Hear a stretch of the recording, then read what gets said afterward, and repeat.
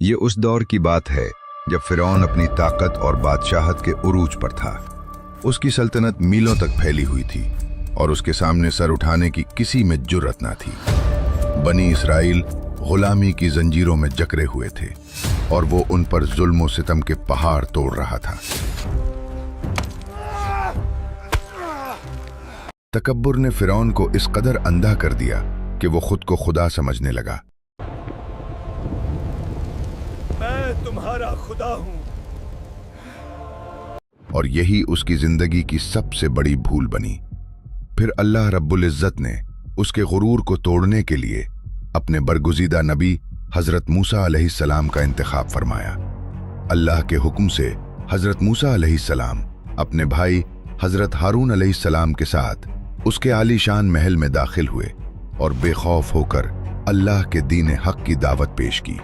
ساتھ ہی بنی اسرائیل کی آزادی کا مطالبہ بھی کیا، لیکن اقتدار کے نشے میں چور فرعون کہاں ماننے والا تھا۔ اس نے حق کو جھٹلاتے ہوئے حضرت موسیٰ علیہ السلام کا مذاق اڑایا اور للکارتے ہوئے کہا، اگر تم واقعی نبی ہو تو اپنی سچائی کی کوئی نشانی دکھاؤ۔ اللہ کے حکم سے حضرت موسیٰ علیہ السلام نے اپنا عصا زمین پر پھینکا تو وہ لمحوں میں ایک خوفناک اژدھا بن گیا۔ پھر انہوں نے اپنا ہاتھ گریبان سے نکالا تو وہ سورج کی طرح چمک اٹھا اور تیز روشنی ہر طرف پھیل گئی۔ یہ مناظر دیکھ کر فرعون کے دل میں خوف تو اتر گیا، مگر اپنی رعایا کے سامنے وہ غرور سے چیخ اٹھا، کیا تم ہمیں اس جادو سے مروب کرنا چاہتے ہو؟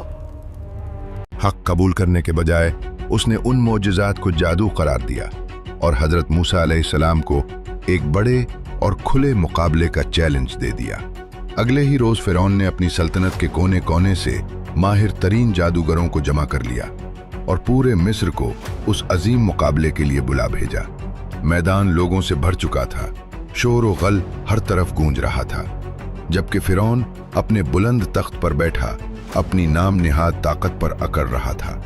ایسے میں حضرت موسیٰ علیہ السلام عصا مبارک ہاتھ میں لیے پورے وقار اور روب کے ساتھ میدان میں داخل ہوئے۔ انہیں دیکھ کر جادوگروں نے طنزیہ لہجے میں کہا، اے موسیٰ، پہل تم کرو گے یا ہم اپنا کرتب دکھائیں؟ حضرت موسیٰ علیہ السلام نے نہایت پرسکون انداز میں فرمایا، پہلے تم اپنی مہارت دکھاؤ۔ یہ سنتے ہی جادوگروں نے اپنی رسیوں اور لاٹھیوں کو زمین پر پھینکا، جو نظروں کے دھوکے سے فوراً ہی خوفناک سانپوں کا روپ دھار گئیں۔ یہ کرتب دیکھ کر عوام حیران رہ گئی اور خوشی سے جھومتے ہوئے فرعون کے حق میں نعرے لگانے لگی، مگر اللہ کے برگزیدہ نبی حضرت موسیٰ علیہ السلام خاموشی اور وقار کے ساتھ یہ سب منظر دیکھتے رہے۔ پھر اللہ کے حکم سے انہوں نے اپنا عصا زمین پر پھینکا تو وہ ایک ہیبت ناک اژدھا بن گیا اور پلک جھپکتے ہی جادوگروں کے تمام بناوٹی سانپوں کو ایک ایک کر کے نگل گیا۔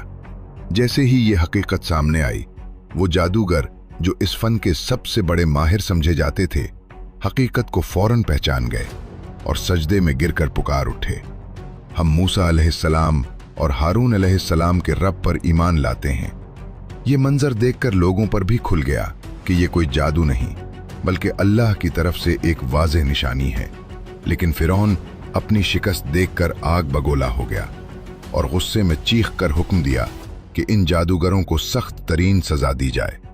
اتنی روشن نشانی دیکھنے کے باوجود اس کے دل پر تکبر کی مہر لگی رہی اور وہ اپنی ضد پر ہی قائم رہا۔ اس کے بعد اللہ تعالیٰ نے فرعون اور اس کی قوم پر اپنی پکڑ مزید سخت کر دی اور ان پر ایک کے بعد ایک ہولناک عذاب نازل ہونے لگے۔ سب سے پہلے ایک خوفناک طوفان آیا جس نے مصر کے گھروں، کھڑی فصلوں اور ان کے جھوٹے بتوں تک کو تہس نہس کر دیا۔ دریائے نیل پانی کی شدت سے بپھر اٹھا اور ایسی طغیانی آئی کہ دریا کناروں سے باہر بہنے لگا۔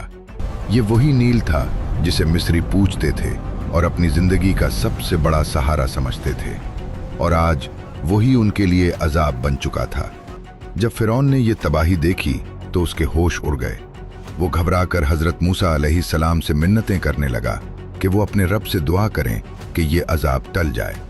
اللہ کے حکم سے حضرت موسیٰ علیہ السلام نے دعا کی اور طوفان تھم گیا، مگر عذاب ہٹتے ہی فرعون حسب عادت اپنے وعدے سے پھر مکر گیا और ईमान न लाया।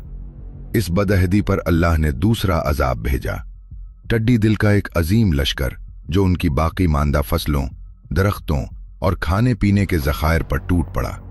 मिस्र की सारी मईशत चूंकि ज़राअत पर खड़ी थी, इसलिए उस अजाब ने उनकी कमर तोड़ कर रख दी और पूरी सल्तनत मुआशी बर्बादी का शिकार हो गई। अल्लाह ने फिरौन को वाज़े तौर पर दिखा दिया कि जिस सल्तनत और ताकत पर वो घमंड करता था, वो अल्लाह की कुदरत के सामने रेत का एक जर्रा भी नहीं। मगर इसके बावजूद फिरौन की हठ धर्मी बरकरार रही और वो ईमान न लाया। फिर अल्लाह ने तीसरा अजाब भेजा और बेशुमार मेंढक उन पर मुसल्लत कर दिए। घरों के हर कोने में भर गए, बिस्तरों में, दीगचों में, खाने में, यहाँ तक कि हालत ये हो गई कि कोई शख्स बात करने के लिए मुंह खोलता तो मेंढक इछल कर उसके मुंह में घुस जाते। ये एक निहायत अजियतनाक और घनाउना अजाब था। ये मंजर देखकर फिरौन एक बार फिर खौफजदा हो गया और हजरत मूसा अलैहिस्सलाम से गिड़गिड़ाते हुए वादा करने लगा कि अगर आप अपने रब से दुआ करें और ये मुसीबत टल जाए तो हम जरूर ईमान ले आएंगे। हजरत मूसा अलैहिस्सलाम ने रहम खाकर दुआ की और अजाब खत्म हो गया। लेकिन जैसे ही तकलीफ दूर हुई, फिरौन हस्ब आदत अपने वादे से फिर मकर गया और ईमान लाने से साफ इनकार कर दिया। इस सरकशी के बाद अल्लाह ने चौथा अजाब नाजिल फरमाया और देखते ही देखते दरियाए नील का पानी खून में तब्दील हो गया।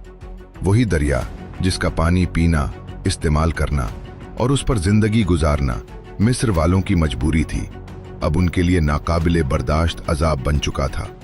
अब वो पानी की एक एक बूंद को तरस गए। जिस दरिया की वो पूजा करते थे, वही उनके लिए वबाले जान बन चुका था। मगर अल्लाह की कुदरत का करिश्मा देखिए कि बनी इसराइल के लिए वही पानी साफ, शफाफ और बिल्कुल महफूज रहा, जैसे बाकी तमाम अजाबों से वो महफूज रहे थे। फिर अल्लाह ने पांचवां अजाब नाजिल फरमाया और शदीद कहत साली ने पूरे मिस्र को अपनी लपेट में ले लिया। कई साल तक बारिश ना हुई, फसलें सूख गईं, जमीन बंजर हो गई और हर तरफ भूख, मायूसी और हाहाकार मच गई। लेकिन तौबा करने के बजाय उन जालिमों ने उल्टा हजरत मूसा अलैहिस्सलाम को ही उन मुसीबतों का जिम्मेदार ठहराना शुरू कर दिया। उसके बाद अल्लाह ने एक और अजाब भेजा कहत के दिनों के लिए। जो थोड़ा बहुत गल्ला उन्होंने जखीरा किया था, अल्लाह ने उसमें जुएं और कीड़े पैदा कर दिए। उन कीड़ों ने अनाज, गोदामों और जखायर को उस बुरी तरह खा डाला कि एक दाना तक बाकी न छोड़ा। खुराक खत्म होने लगी तो जानवर भी भूख से मरने लगे। लेकिन उसके बावजूद फिरौन और उसके पैरोकारों की आंखें न खुली और वो अपनी जिद और अंधी तकलीद पर कायम रहे। जब हुज्जत पूरी हो गई तो अल्लाह ताला ने हजरत मूसा अलैहिस्सलाम को हुक्म दिया कि मेरे बंदों को लेकर रातों रात यहां से निकल जाओ, क्योंकि फिरौन और उसका लश्कर जरूर तुम्हारा पीछा करेगा। चुनाचे हजरत मूसा अलैहिस्सलाम ने बनी इसराइल को जमा किया तो उन्हें हजरत यूसुफ अलैहिस्सलाम की वो वसीयत याद आ गई कि जब तुम मिस्र से निकलो तो मेरी मैयत भी अपने साथ ले जाना। हजरत मूसा अलैहिस्सलाम ने इरादा किया कि मैं उनके जसद मुबारक को लिए बगैर हरगिज रवाना नहीं हूंगा।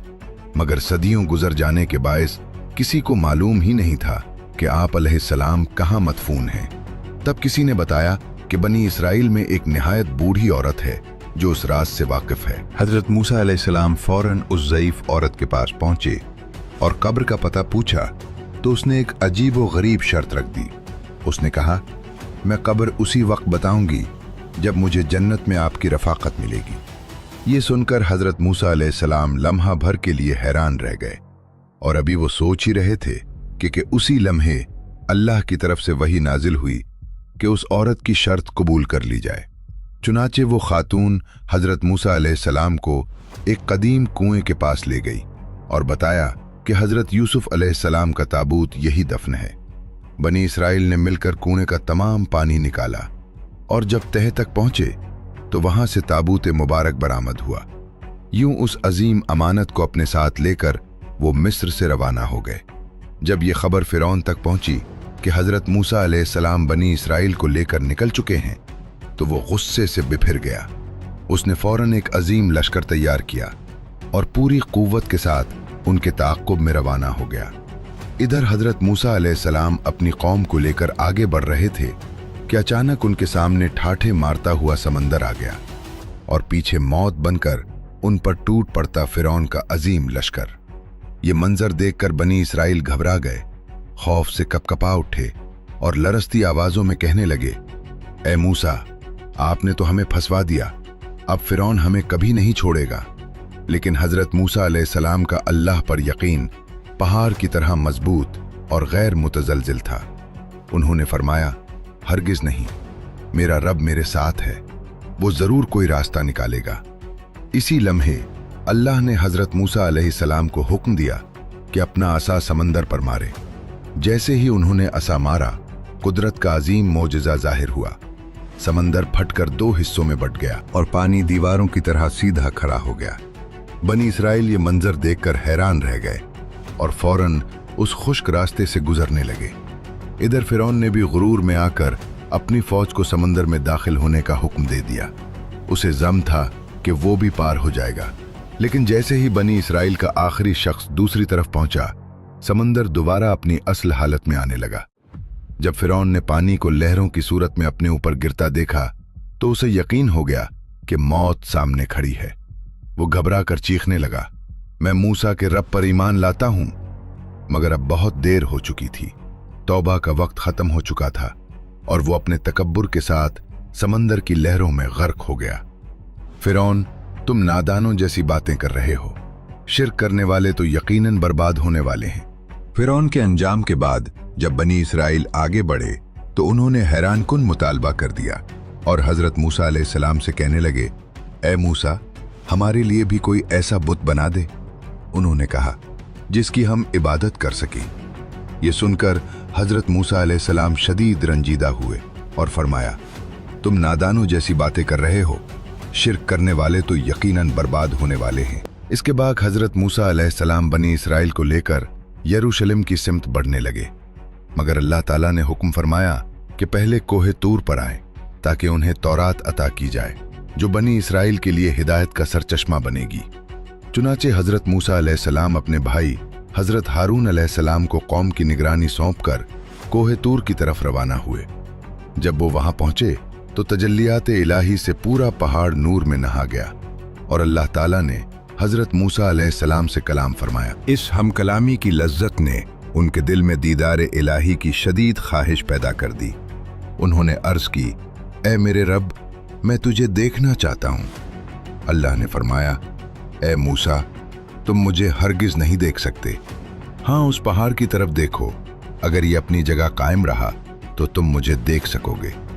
जैसे ही अल्लाह ने पहाड़ पर अपनी तजल्ली डाली, पहाड़ रेजा रेजा हो गया और हजरत मूसा अलैहिस्सलाम बेहोश होकर जमीन पर गिर पड़े। जब उन्हें होश आया तो बेख्तियार पुकार उठे, तू पाक है, मैं तेरी बारगाह में तौबा करता हूं और मैं सबसे पहले ईमान लाने वाला हूं। इसके बाद हजरत मूसा अलैहिस्सलाम 40 दिन और 40 रातें कोहे तौर पर एतिकाफ में रहे, जहां वो अपने रब से हम कलाम होते रहे। इसी मुद्दत के दौरान अल्लाह ताला ने उन्हें तौरात अता की, जो पत्थर की तख्तियों पर कंदा थी और जिसमें 10 अहकामात दर्ज थे। जब हजरत मूसा अलैहिस्सलाम ये मुकद्दस तख्तियां लेकर अपनी कौम के पास वापस पहुंचे तो वो दंग रह गए कि बनी इसराइल एक सोने के बछड़े की पूजा कर रहे हैं। गुस्से और जलाल के आलम में उन्होंने तख्तियां जमीन पर रख दी और अपने भाई हजरत हारून अलैहिस्सलाम के दाढ़ी और सर के बाल पकड़कर उन्हें खींचने लगे। मगर जल्द ही वो समझ गए कि इस फितने में हजरत हारून अलैहिस्सलाम का कोई कसूर नहीं।